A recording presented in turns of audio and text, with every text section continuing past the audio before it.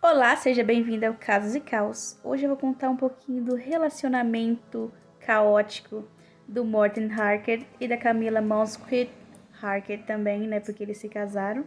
Então, bora começar contando um pouquinho sobre cada um deles.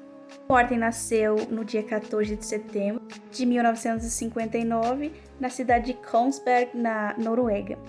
Ele conta que ele sempre foi muito ligado com natureza e com música e que os pais dele sempre apoiavam ele nas decisões que ele tinha. Ele era um menino muito aéreo e que ficava mais tempo falando sobre borboletas, orquídeas, do que sobre qualquer outra coisa.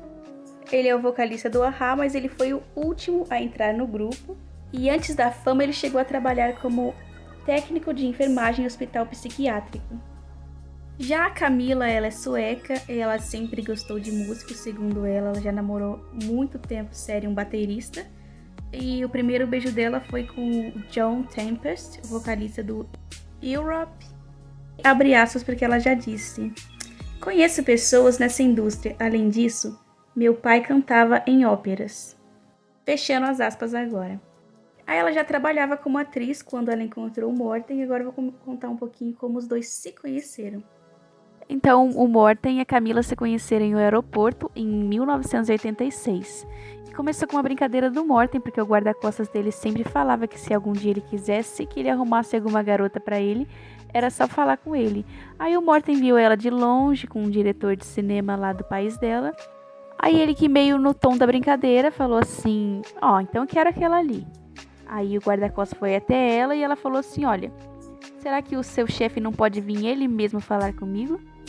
Aí quando o guarda-costas deu o recado de volta pro Morten, o Morten ficou super envergonhado e foi lá pedir desculpas pra ela. E acabou que os dois pegaram o mesmo voo, e durante o voo eles conversaram, e ele ofereceu pra ela um convite pra ela ir no show do a-ha. E é claro que ninguém diria não pro Morten, né? E ela aceitou, ela foi assistir o show, e num fim de semana depois ele ligou pra ela, para os dois se encontrarem. Nesses encontros que eles começaram a ter, ela começou a perceber que eles tinham algumas divergências, né? Ele contou para ela que ele gostaria de uma esposa que fosse dona de casa e que cuidasse do lar. Já ela adorava festas, ela não gostava de ficar nesse estilo caseiro, e ele foi criado numa família extremamente religiosa, ele gostava de natureza, desse ambiente familiar, e ela já não curtia muito, mas eles continuaram saindo. Acabou que uma vez eles estavam nas Maldivas e ela não sabia, mas ela já estava grávida. E ele comentou para ela que ela tinha ganhado um pouquinho de peso.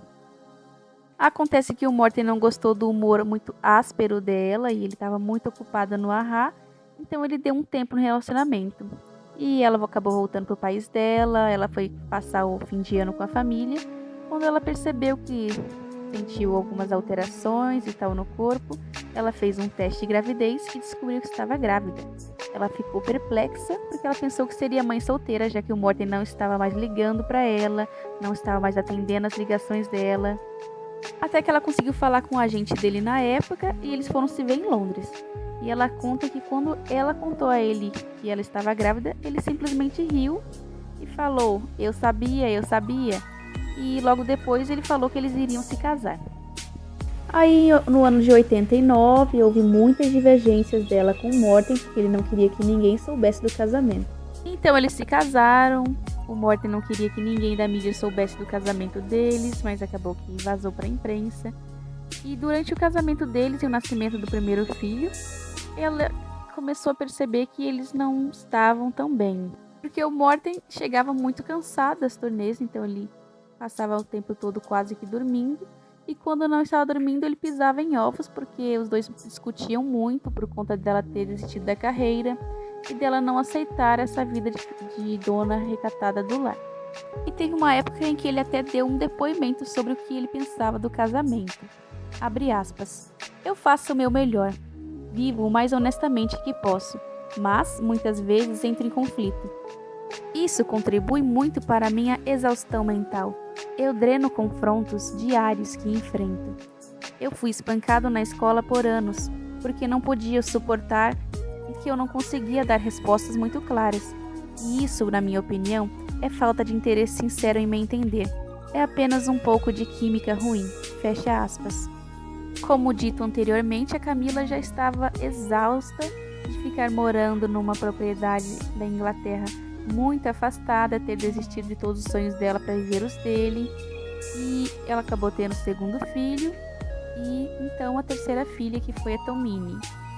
As coisas entre os dois já não estavam indo tão bem há muito tempo. Ele conta que ele que não queria que ela largasse dele, então ele insistia muito no casamento, até que aconteceu um beijo dele com uma cantora, a Lene do Aqua. Mas ela não acredita que seja o pivô da separação dos dois, porque ela falou que eles já não estavam muito bem. Inclusive, a Lene não quis ter um relacionamento com o Morten, por conta que ela disse que ele era muito mandão e ela não queria um outro pai na vida dela. E então foi anunciado após 8 anos o fim do relacionamento deles no ano de 1998. E na Suécia, no ano em que eles terminaram, a Camila foi agredida por alguns fãs que não gostaram da separação. No entanto, o Morten logo se posicionou contra a atitude dos fãs.